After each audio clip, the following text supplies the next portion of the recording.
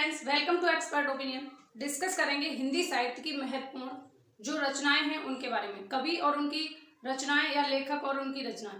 तो यहाँ पर हम आदिकाल और फिर उसके बाद में भक्ति काल और रीतिकाल जैसे जैसे हमारे हिंदी साहित्य का विकास हुआ उसी क्रम में इम्पोर्टेंट रचनाएं याद करेंगे जो कि एग्जाम में बार बार पूछी जाती हैं।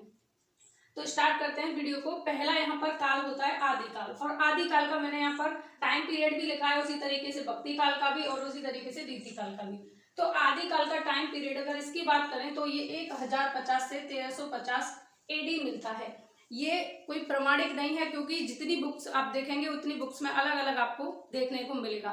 तो ये एक अप्रॉक्स में माना जाता है। कहीं पर आपको 1000 से भी मिल जाएगा, 1000 से 1050 तक देखने को मिलेगा। तो ये अलग अलग बुक्स के ऊपर डिपेंड करता है। और काल आपसे कहीं पर भी पूछा नहीं जाता।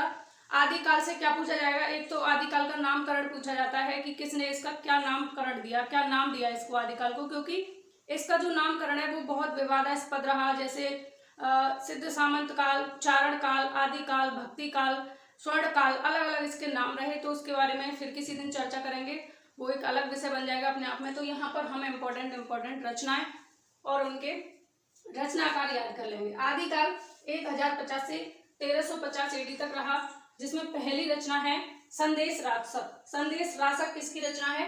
अब्दुल रहमान की, बहुत पूछी जाती है। किसकी है? अब्दुल रहमान। संदेश रासक के रचनाकार कौन है? तो अब्दुल रहमान है। नेक्स्ट है परमाल रासो। परमाल रासो किसकी है? जगनिक की है। किसकी है? जगनिक की। नेक्स्ट है आपके सामने खुमान रासो। खुमान रासो किसकी है? दलपति विजय। किसकी? दलपति विजय। तो यहाँ पर ये खुमान रासो, परमाल रासो और एक और है बीसल देव रासो, जो कि आदिकाल की ही रचना है, बहुत इंपॉर्टेंट है वो भी। तो तीनों रचनाएं मैं आपको एक ट्रिक से याद कराऊंगी, बस उसको एक लाइन की ट्रिक है, उससे ये तीनों रचनाएं आपकी क्लियर हो जाएंगी और उनके रचनाकार भी। आगे है सब्दी, और इसके रचनाकार कौन है? गोरखनाथ। सब्दी की रचना किसने की? गुरु गोरखनाथ ने। नेक्स्ट है दोहा कोश। दोहा कोश किसकी है? सरहपा की। किसकी? सरहपा की। तो ये आदिकाल की रचनाएं थी। इसके बाद में खुमान रासो, परमाल रासो और बीसल देव रासो, इसके बारे में मैं आपको ट्रिक बताती हूँ अभी यहीं पर, जिससे आपको तीनों रचनाएं लर्न हो जाएंगी। परमाल रासो, खुमान रासो और एक है बीसल देव रासो। बीसल देव रासो, और ये है नलपति नाल की। नलपति नाल, ठीक है। तो परमाल रासो, खुमान रासो, बीसल देव रासो, इसकी ट्रिक है इसको याद करने की। ये एग्जाम में बार बार पूछी जाती है ये रचना, और इनमें कंफ्यूजन होते हैं आप लोगों को। तो इसकी ट्रिक है खुद बीन बजाकर जग पर नाचे। कृष्ण जी के बारे में आप ऐसे याद रख सकते हैं इसको, कृष्ण जी से रिलेटेड करके कि खुद बीन बजाकर जग पर नाचे। तो खुद से खा से हो जाएगा यहाँ पर खुमान रासो, और दा से हो जाएगा दलपति विजय, बीन से बीसल देव रासो, और ना से एन से नलपति नाल। फिर यहाँ पर इसके बाद में ये बजाकर यहाँ साइलेंट है, इसके बाद में जग पर नाचे।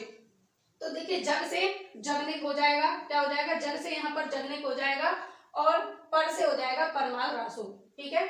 जग से जगनिक और पर से परमाल रासो। तो ये ट्रिक है खुद बीन बजाकर जग पर नाचे। इस ट्रिक से आप इन तीनों रचनाओं को और इनके रचनाकारों को इजीली याद रख सकते हैं।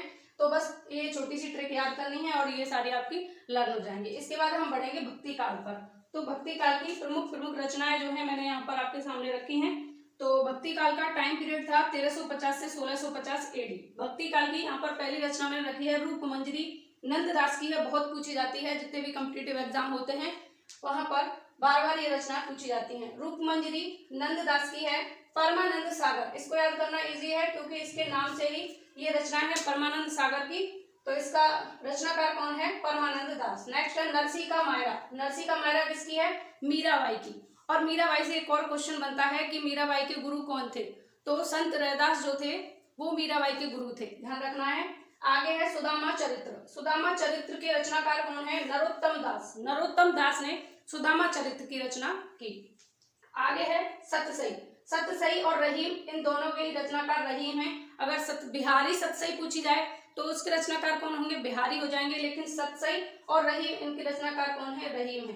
कवि प्रिया के रचनाकार हैं केशव दास। और केशव दास की एक और बहुत प्रमुख रचना है जो कि एग्जाम में बार बार पूछी जाती है।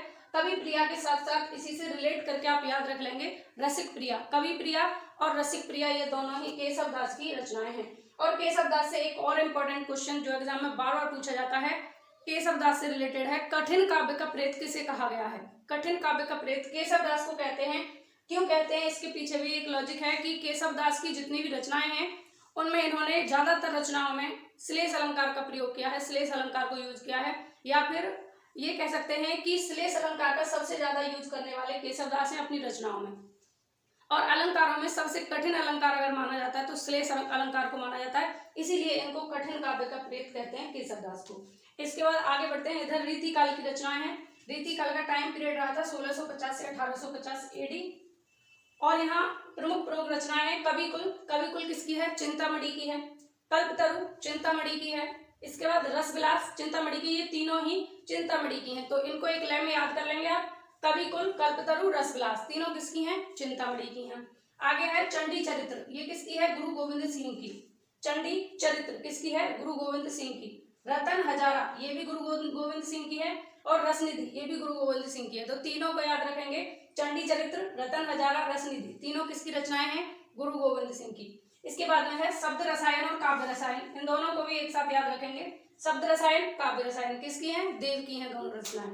नेक्स्ट है हमीरासो और छत्रसाल दशक। ये छत्रसाल दशक जो है बहुत इंपॉर्टेंट है, आप देखेंगे अगर प्रीवियस पेपर्स उठा के तो कई बार पूछी गई है छत्रसाल दशक। हमीरासो किसकी है?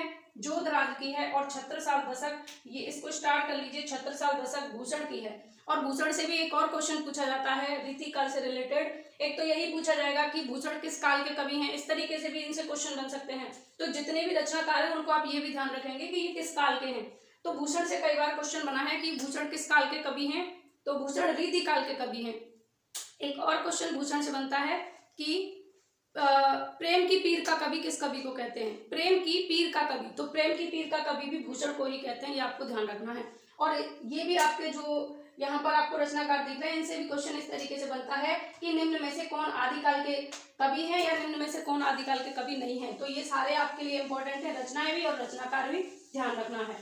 तो फ्रेंड्स, इस वीडियो में हमने डिस्कस किया हिंदी साहित्य की प्रमुख रचनाएं, आदिकाल, भक्तिकाल, रीतिकाल की। और इसी तरीके की वीडियोज अगर आप और चाहते हैं तो इस वीडियो को ज़्यादा से ज़्यादा फ्रेंड्स के साथ में शेयर करें और मुझे कमेंट करके जरूर बताएं कि आपको वीडियो कैसी लगी। वीडियो पसंद आई हो तो ज़्यादा से ज़्यादा शेयर करें और वीडियो को एक लाइक कर दें। आपके एक लाइक से हमें मोटिवेशन मिलता है और हम और ज़्यादा बेहतर करने का प्रयास करते हैं। इस वीडियो में बस इतना ही, मिलते रहेंगे नेक्स्ट वीडियो में। Take care, bye bye.